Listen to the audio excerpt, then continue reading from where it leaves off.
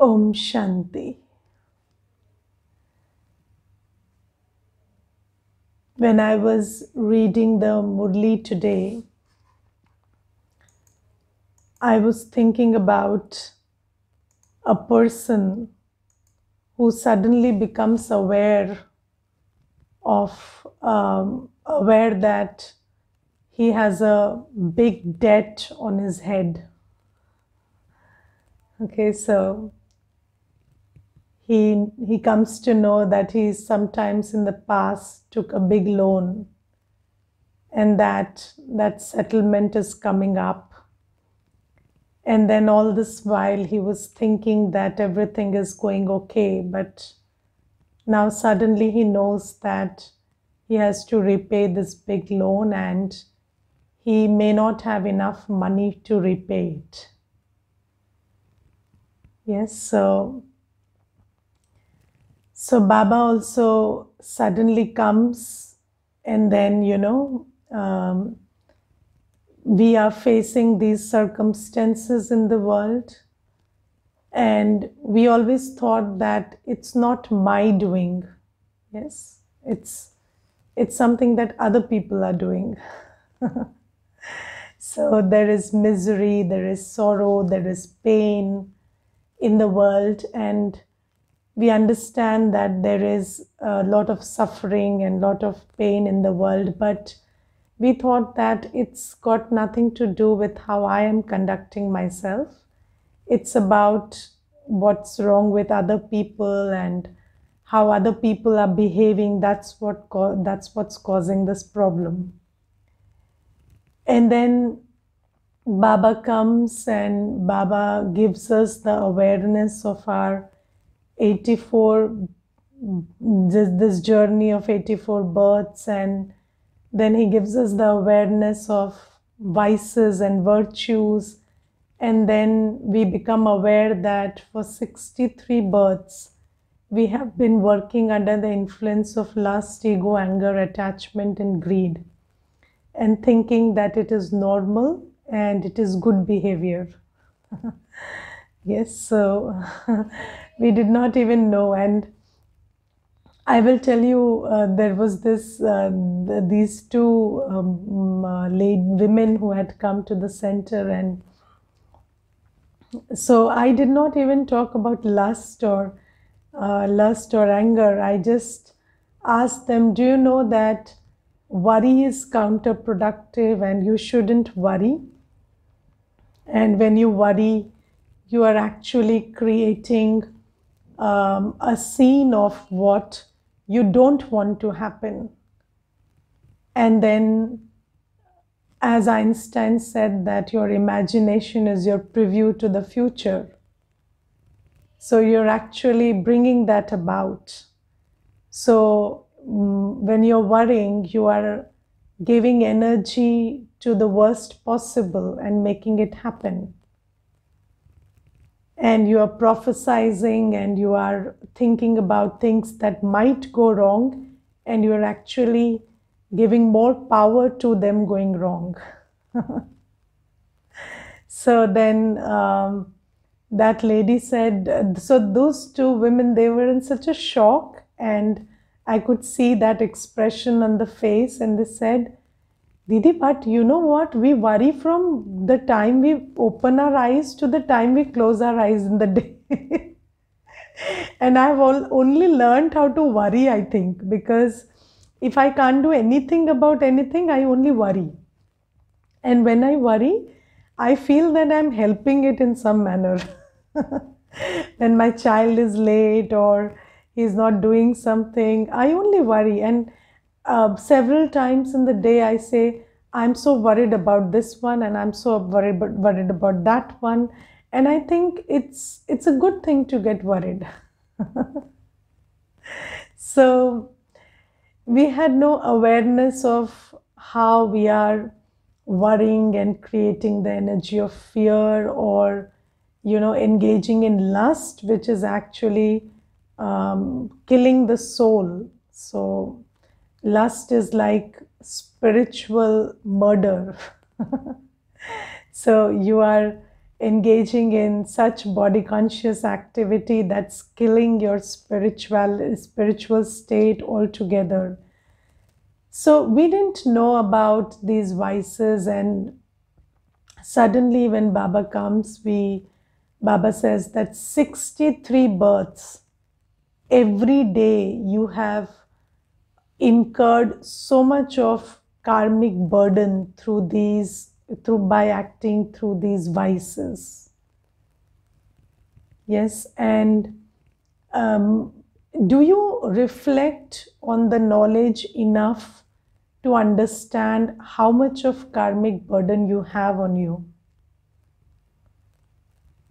So, do you understand what 63 births of vicious action means and what kind of karmic burden it translates into? Do you appreciate that? Can you calculate that? Most of you are good at calculation. So you must be preparing big sheets of, accounting and this and that. So can you understand what 63 births of vicious action means? Yes. So let's see. So you understand that 1 year of isolation and 1 year of not coming in contact with society has caused so much of personality flaw in each of us. Yes. So even this social interaction, it has not been going on for 1 year, and there is a great effect on the personality of young and old alike, right?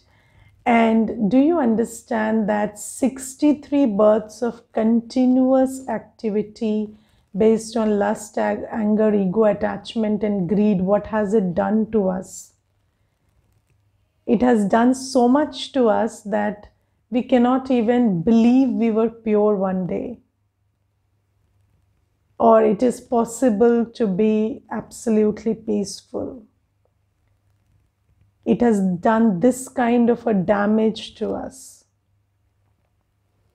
And our consciousness attracts our reality. So if this is the kind of consciousness we have, where we have no faith whatsoever in our purity or peace or love or bliss, then, we, inside of us, we have no confidence that we are good people. And then we keep praying and begging and beseeching that, we should get something good, but then we cannot have anything good in life because of the kind of state of mind we have these days. 63 births of this under the influence of vices has made us so low in consciousness that we don't have any swaman. We don't have any swaman. If you keep telling yourself, I'm a pure soul, I'm a pure soul, you get bored after a point. Why? Because you don't believe you're pure.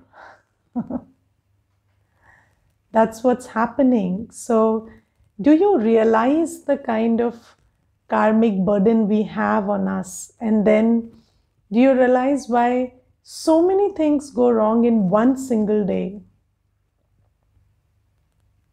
Yes, and sometimes I think about suicide and when people commit suicide. So do you understand that a person who commits suicide cannot move from one day to the next? How does a person commit suicide? Because he's not able to face himself for an hour or 2 hours, and it's so horrible being with themselves that they end up, leaving the body on their own. If a person gets some help in that moment, this is what the research says, that if there is somebody they talk to at that moment, then they never commit suicide. So a person is not able to stand their own company for a continuous 5 hours or 10 hours or 24 hours, and it's so bad being with themselves that that without any intervention they end up, they end up the chance of being with themselves. They don't want to be with themselves. So, do we understand what we have done to ourselves in these 63 births, where we do not have the capacity to live with ourselves? And this is why isolation has become such a what do you say, curse. People don't want to stay isolated, and people say that COVID is bad but because 14 days of isolation kills the person.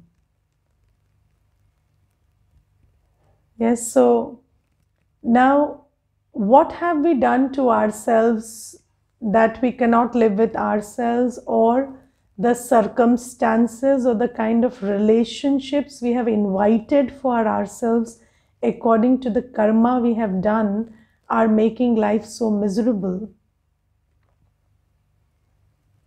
And Baba says in the Murli today that I tell you about your journey of 84 births, and you have to understand how much of karmic burden you carry. And you also understand, as Baba said in the Murli yesterday, that the golden age is as certain as death. So just like when a person is born, you know they will die. Similarly, if it is the darkest night, you know it will be day. There is no doubt about it. So Baba has given us He has given us the knowledge of the past. He has given us the knowledge of the certain future. Not a future that might come, might not come.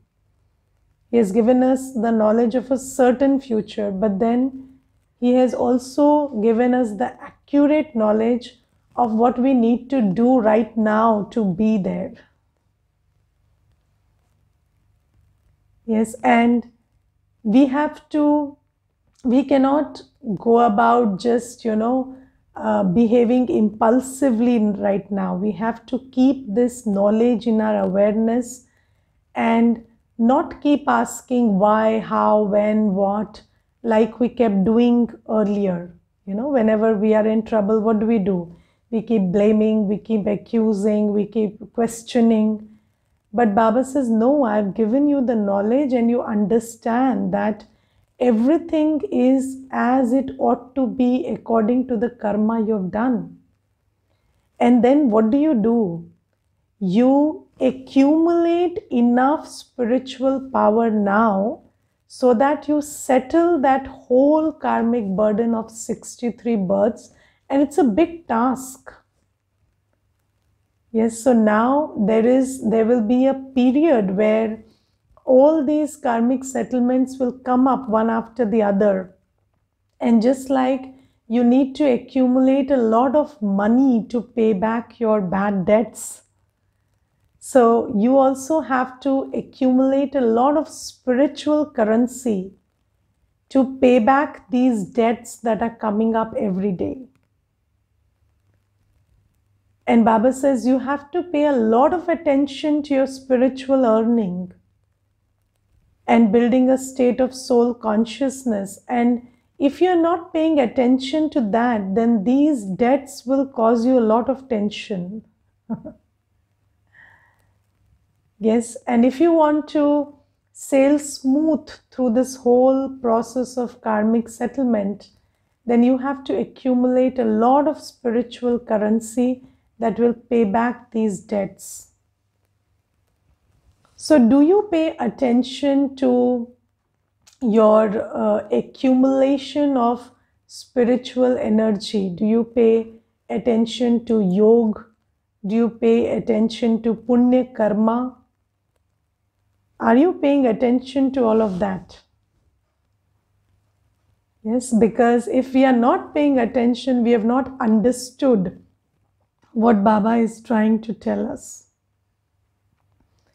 And let me tell you, there is a very popular phenomena by which people try to settle their debts. And what is the popular phenomena? They take a new loan to settle an old loan. Yes, how do people settle their loans? What they do is, when somebody comes asking for settlement, they take a new loan from somebody else and then they settle the old loan. And what happens is, the loan never gets settled, it only gets, it only increases with time. And we also had been doing this. What did you do? The boss shouted at you, you shouted at the child. The boss shouted at you, you shouted at the spouse.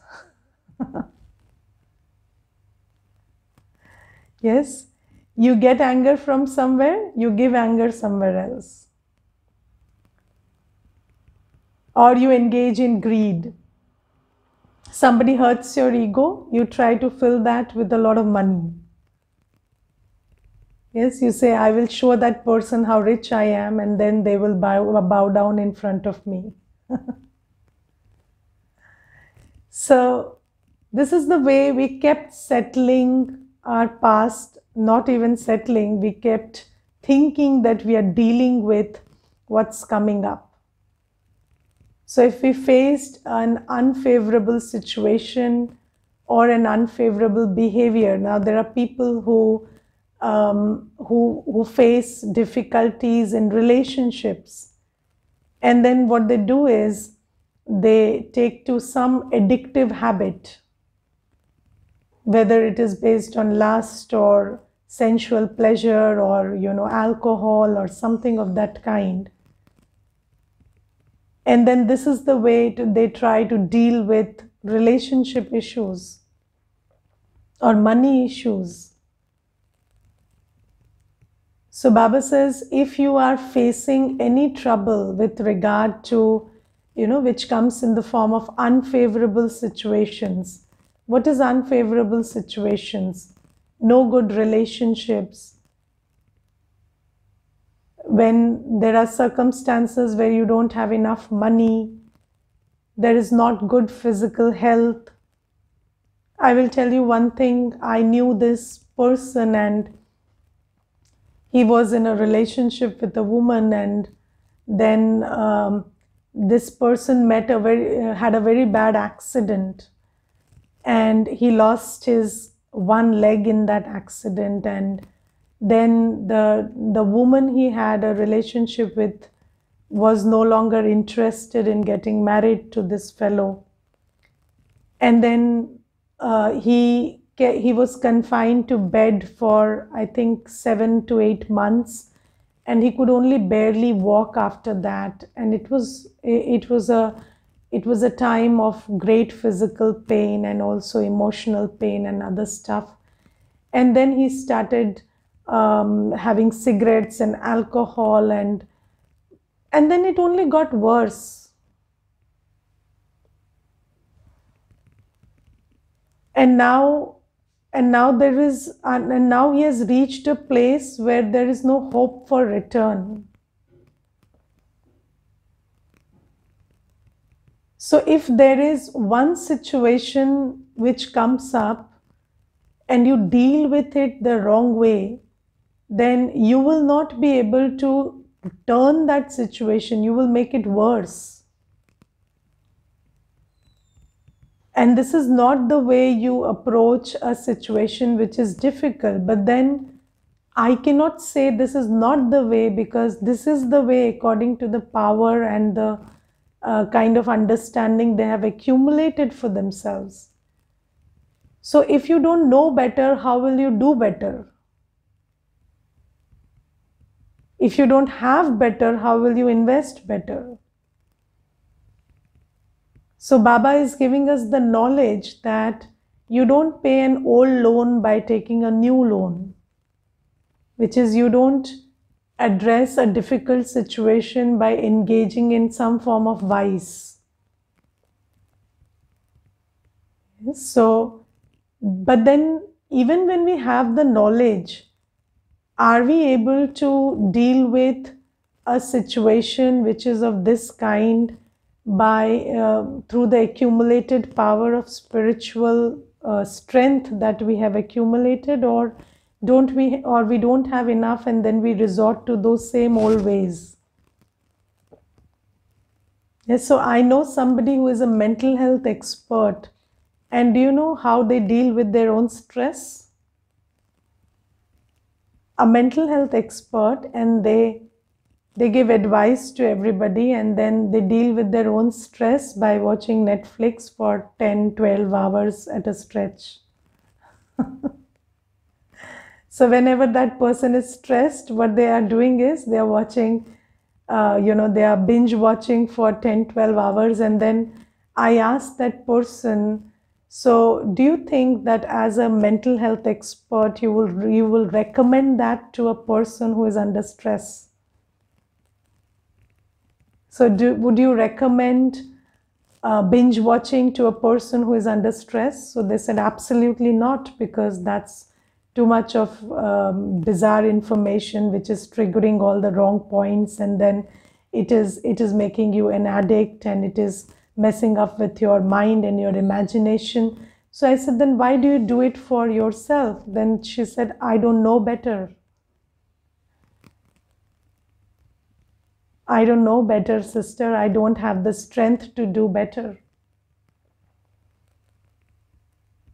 And she says, whenever I have a dispute or anything of that kind, and then I get very tensed and stressed about it, then I cannot sit with myself. I don't know how to change those thoughts. They keep coming, and then I have to only distract myself, and this is the way I distract myself. But then, do you really distract yourself? Because you're adding fuel to fire. You're only adding other kinds of belief systems and emotions which are equally harmful and which kind of exacerbate that negative state of mind inside of you. So Baba says that, do you understand the kind of karma and the kind of karmic accumulation that you've created, and do you understand that they will all come up for settlement, and you will be with unfavorable people and circumstances, and you will be in situations which will not be helping you, and you will be in states of health where your body will not give you any confidence, and the worst will be, you will be with your own mind, which will drive you crazy. So then what do you need to do? You need to accumulate the power of yoga. So Baba says, have enough practice, put in enough time and energy and thought to create a state where you practice to be soul conscious, see yourself as a peaceful soul in relation with the ocean of peace, see yourself as a knowledgeful soul in relation with the ocean of knowledge, see yourself as a pure soul, completely unaffected by circumstances around you, and as a child of the ocean of purity. And you have to invest enough to build that state mentally. Do you know that whatever you do here, so the brain doesn't know the difference between what you're thinking and what you're actually doing. So if you are mentally creating a state, you're mentally creating a picture of you being soul conscious and drawing in the energy of peace and purity from Baba, then you are creating a sanskar of being peaceful and pure. Even if the external circumstances are not allowing you to practice that state of absolute peace and purity. So there have been so many experiments where it has been understood that the body responds to mental states and physical conditions in the same way. And in the course, I always give this example of, if you're thinking about the gulab jamun, if you're seeing the gulab jamun or eating the gulab jamun, your mouth waters anyway. Why? Because your brain doesn't know whether you're thinking or you're actually eating.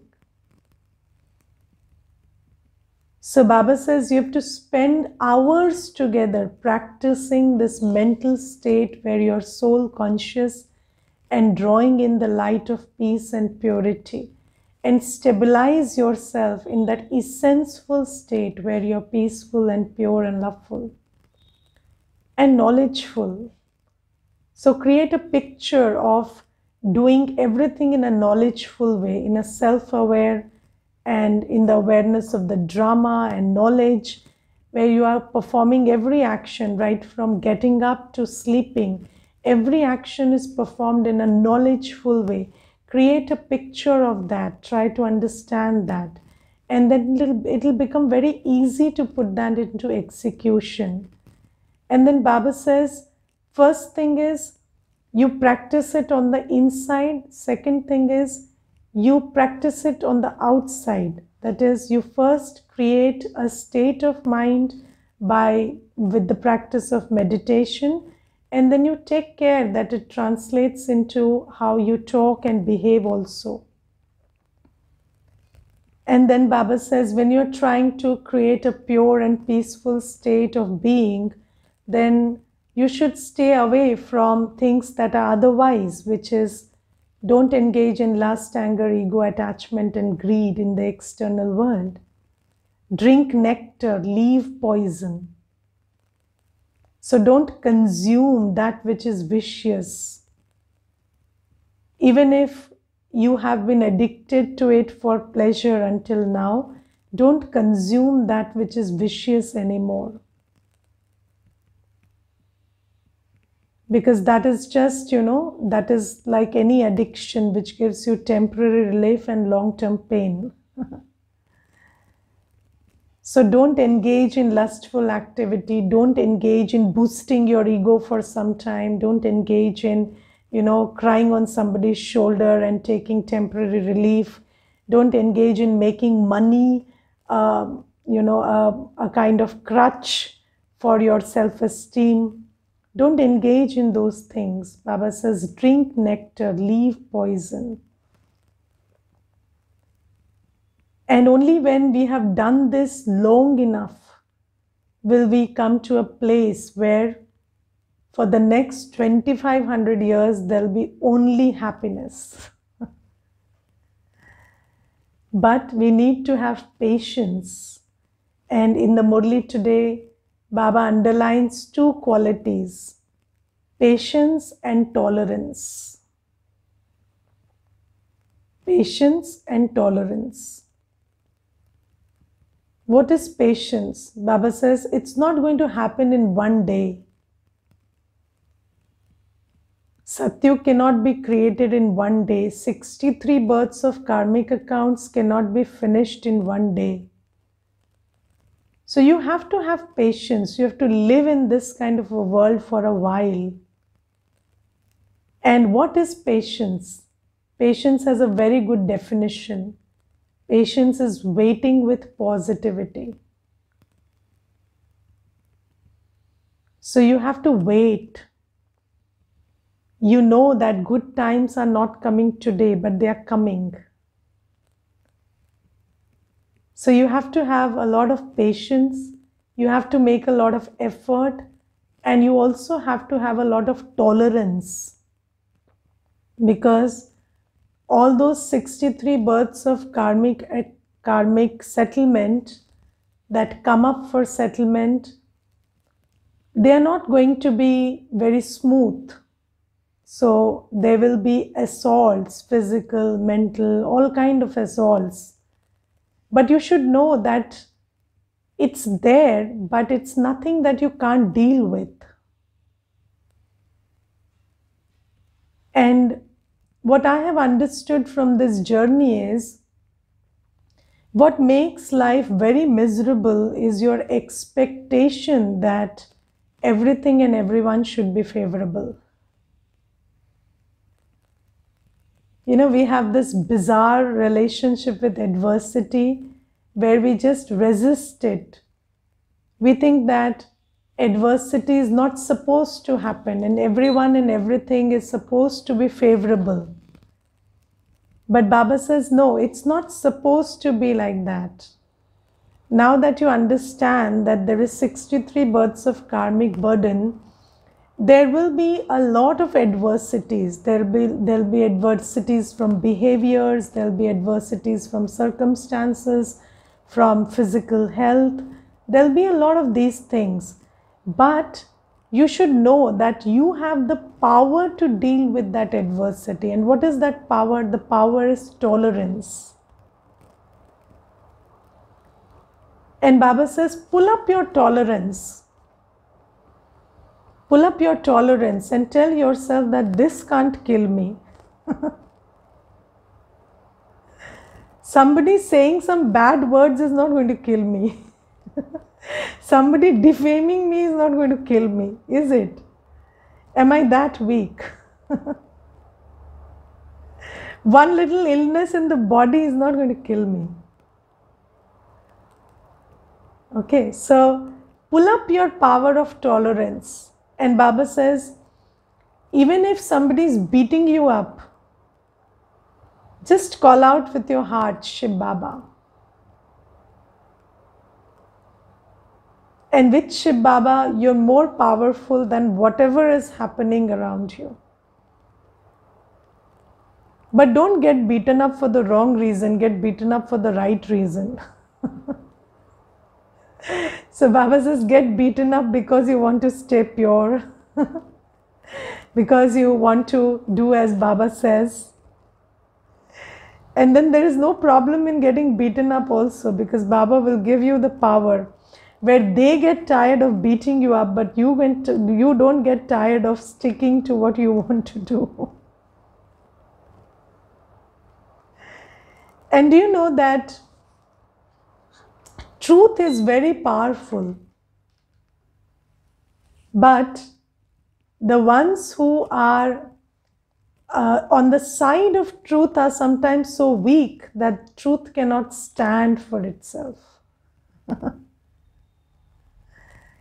So if you want to stand for truth, you have to be connected with the ocean of truth.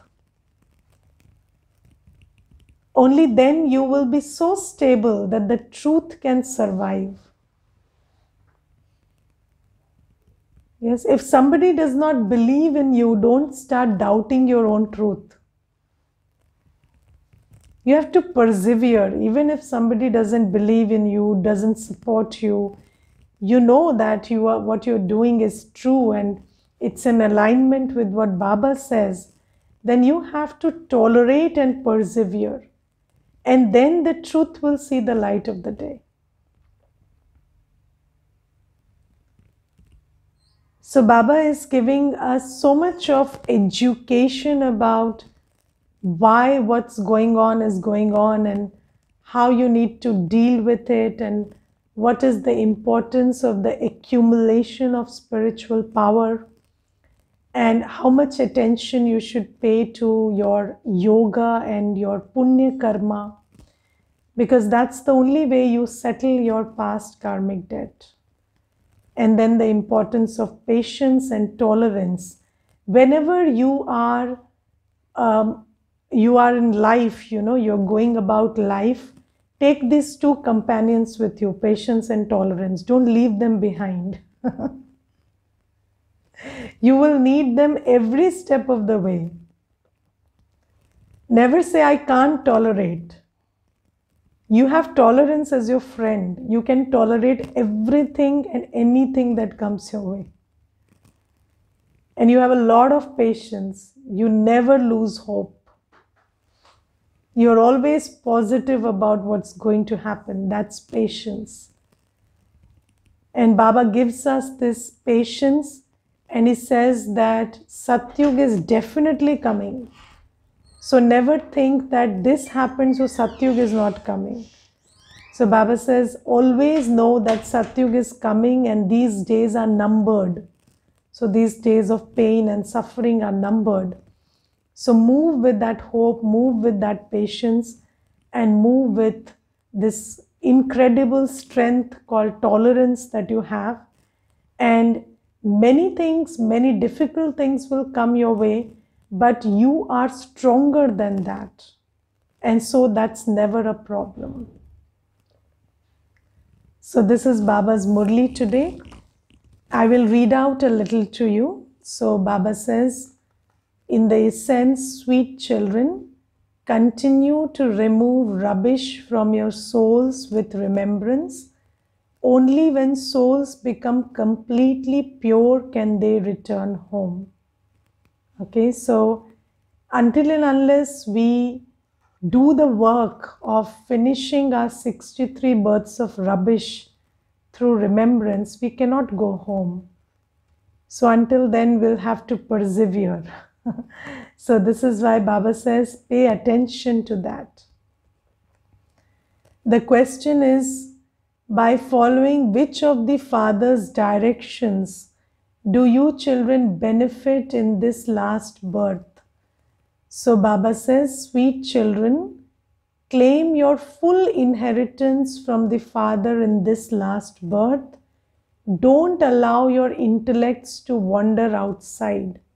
This is not a time to waste time and energy.